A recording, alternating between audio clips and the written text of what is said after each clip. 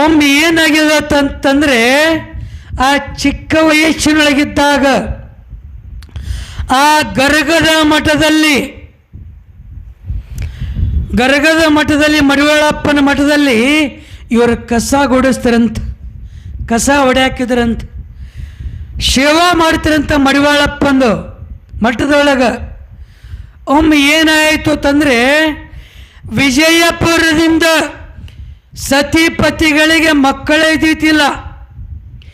ಮಕ್ಕಳಿರ್ಲಾರಕ್ಕಾಗಿ ಮಡಿವಾಳಪ್ಪನ ಅವರ ಕೀರ್ತಿ, ಅವರ ನಡೆ ನುಡಿ ವಾರ್ತಾಗಳನ್ನು ಕೇಳಿ ಬಂದ್ರಂಥ ಸತಿಪತಿಗಳು.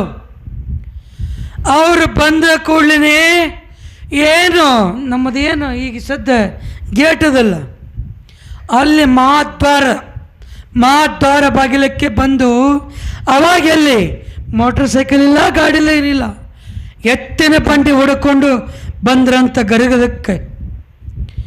ಆ ಗರದ ಕಡೆ ಬಂದಿನ್ನೇನು ಆ ಮಹಾದ್ವಾರವನ್ನು ದಾಟಿ ಬಲ್ಲಗಾಲವನ್ನು ಒಳಗೆ ಎತ್ತಿಟ್ಟು ಒಳಗೆ ಹೋಗುತ್ತಾರೆ. ಏನು ಸತಿಪತಿಗಳು ಮಾರಿಮೆಗೆ ಲಕ್ಷಣ ನಕ್ಕೋತ ಹೋದ್ರಂತ ಮಡಿವಾಳಪ್ಪನ ಕಡೆ. ಅವರಿಗೆ ದೃಷ್ಟಿ ಇದ್ದಿತ್ತಿಲ್ಲ, ನಿಮ್ಮ ಮನೆ ಹೇಳಿದ್ದಲ್ಲ, ದೃಷ್ಟಿ ಯಾಕೆ ಹೋಗ್ಯಾವಂತೇಳಿ. ದೃಷ್ಟಿ ಇದ್ದಿತ್ತಿಲ್ಲ, ಕಣ್ಣು ಇದ್ದಿತ್ತಿಲ್ಲ. ಆ ಬಳಿಕ ಹೋದ್ರಂತ, ಹೋಗಿ ಮಡಿವಾಳಪ್ಪನಿಗೆ ಹೋಗಿ ಸಾಷ್ಟಾಂಗ ನಮಸ್ಕಾರ ಮಾಡಿದ್ರಂತ. ಸಾಷ್ಟಾಂಗ ನಮಸ್ಕಾರ ಮಾಡಿದ ಕೂಡಲೇ ಇವರು ಜ್ಞಾನದೃಷ್ಟಿಯಿಂದ ನೋಡೋರವರು ಯಾರ್ರೀ?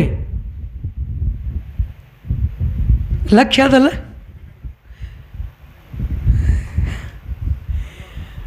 ಮಡಿವಾಳಪ್ಪನವರು ಜ್ಞಾನ ದೃಷ್ಟಿಯಿಂದ ನೋಡಿದ್ರಂತ. ನೀವು ಯಾವ ಊರದರಪ್ಪ, ನೀವು ಎಲ್ಲಿಂದ ಬಂದಿರಿ ತಂದಾಗ, ಹೌದ್ರಿಪ್ಪ ನಾವು ವಿಜಾಪುರದಿಂದ ಬಂದೀವಿ.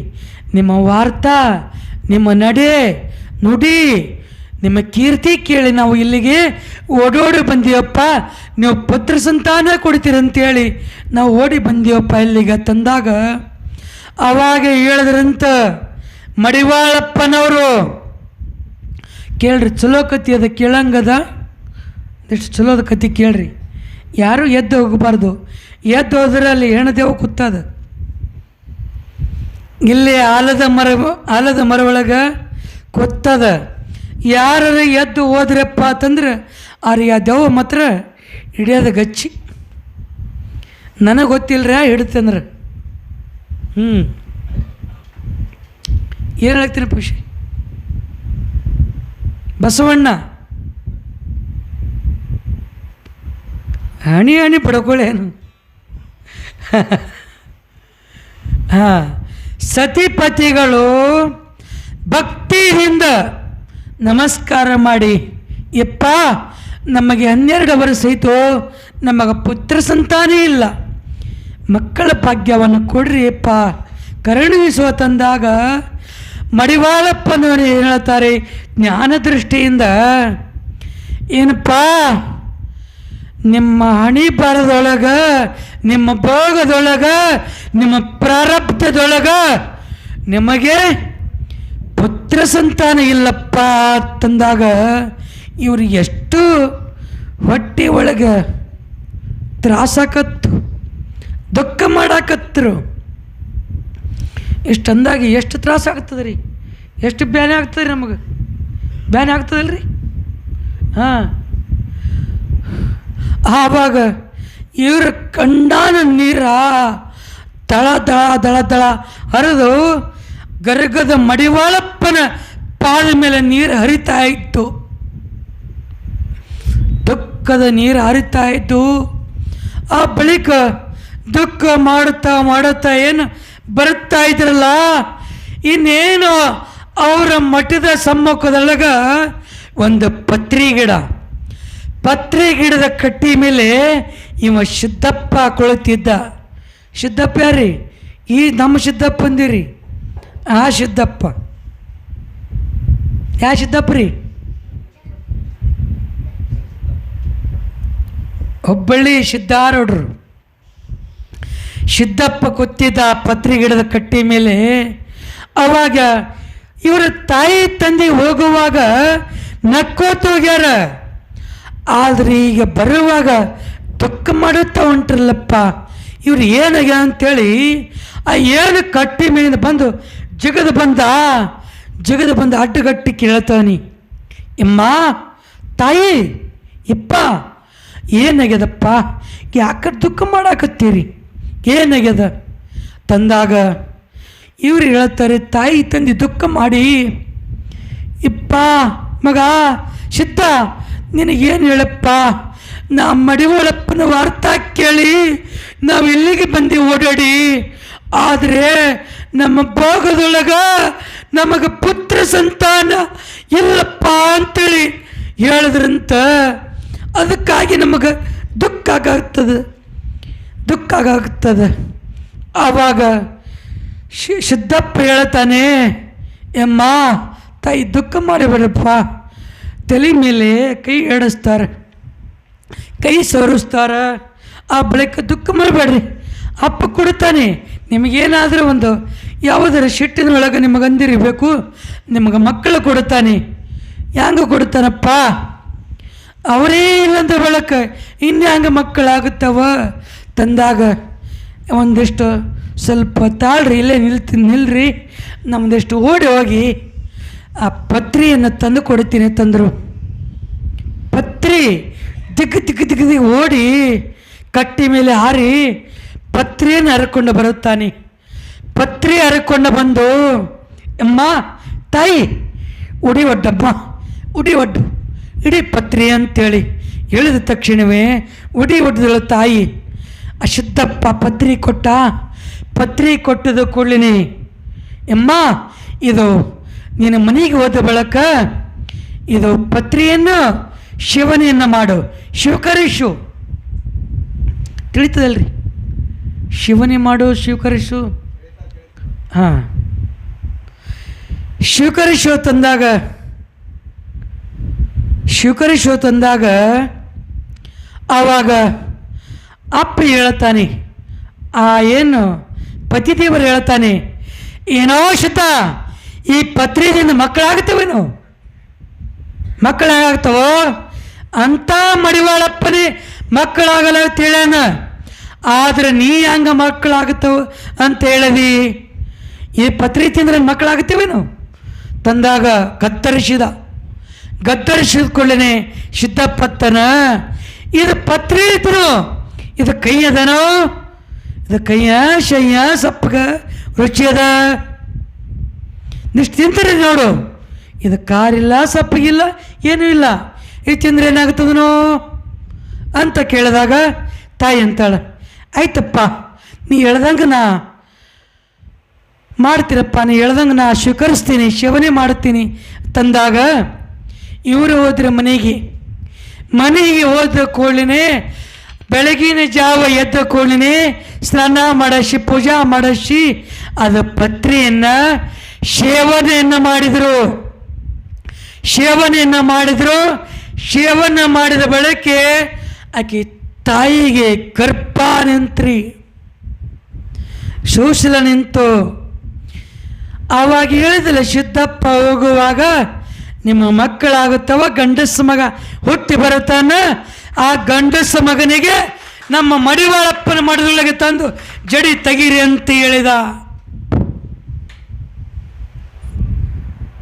ಸಿದ್ದಪ್ಪ ಹೇಳಿದ ತಕ್ಷಣವೇ ತಾಯಿಗೆ ಗರ್ಭ ನಿಂತು 7 ತಿಂಗಳ ತುಂಬದು, 9 ತಿಂಗಳು ತುಂಬದು, 9 ಮಾಸ ತುಂಬಿವು, 9 ತಿಂಗಳ 9 ದಿವಸ 9 ನಿಮಿಷ 9 ಸೆಕೆಂಡದೊಳಗ ಗಂಡಸ ಮಗ ಜನನಾಗಿ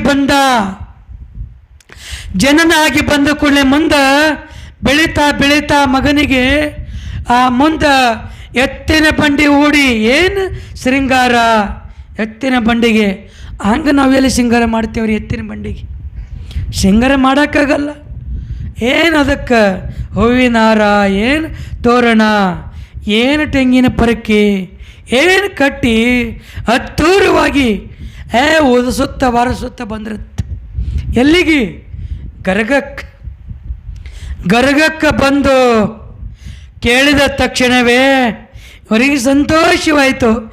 ಏನು ಸಿದ್ದಪ್ಪ ಕೂತಿದ್ದಲ್ಲ ಪತ್ರಿ ಗಿಡದ ಕಟ್ಟಿ ಮೇಲೆ ಅವನು ಪ್ರತಿನಿತ್ಯ ಕಸನೆ ಗುಡಿಸವ ಶಿವ ಮಾಡ್ತಿದ್ದ.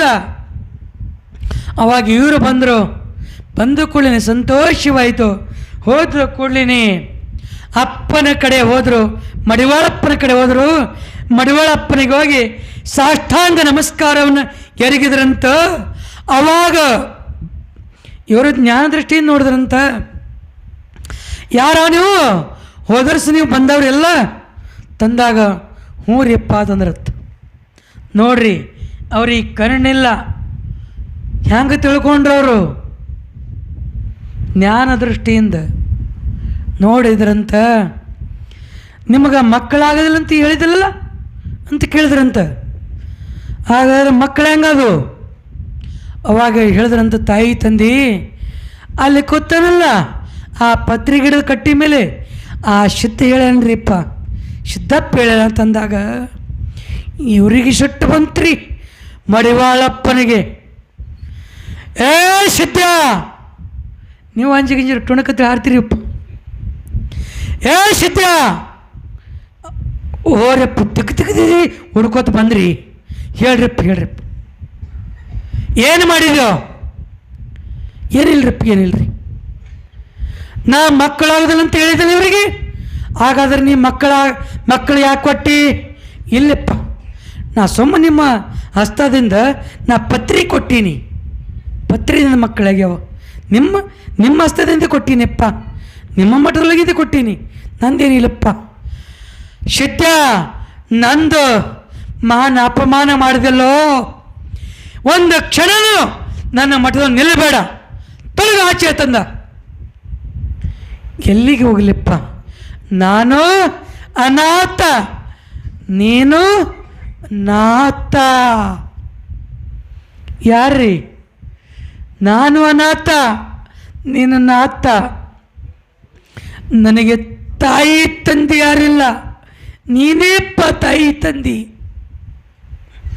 ತಾಯಿ ತಂದೆ ನೀನಪ್ಪ, ನಿನ್ನನ್ನು ಬಿಟ್ಟು ನಾ ಎಲ್ಲಿ ಹೋಗಲಿ ತಂದಾಗ ಅವಾಗ ಹೇಳ್ತಾನೆ ಮಡಿವಾಳಪ್ಪ, ಏ ಸಿದ್ಧ, ನೀನು ಇಂದಿಗೆ ಸಿದ್ಧ ಇಲ್ಲಪ್ಪ, ನೀನು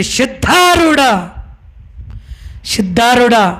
ನೀನು ಹಗಲೆಲ್ಲ ನಡಿ, 3 ದಿನಗಳ ಪರಂತರವಾಗಿ ನಡಿ. 3ನೇ ದಿವಸಕ್ಕೆ ಎಲ್ಲಿ ಸೂರ್ಯಾಸ್ತ ಆಗುತ್ತದಲ್ಲೋ ಅಲ್ಲೇ ನಿನ್ನ ಮಠ ಅಂತೇಳಿ ಹೇಳಿದಾಗ ಮಡಿವಾಳಪ್ಪನಿಗೆ ಸಾಷ್ಟಾಂಗ ನಮಸ್ಕಾರವನ್ನು ಎರಗಿ ಹೊರಟೇ ಬಿಟ್ಟು ಸಿದ್ದಪ್ಪ ಹೊರಟೇ ಬಿಟ್ಟ.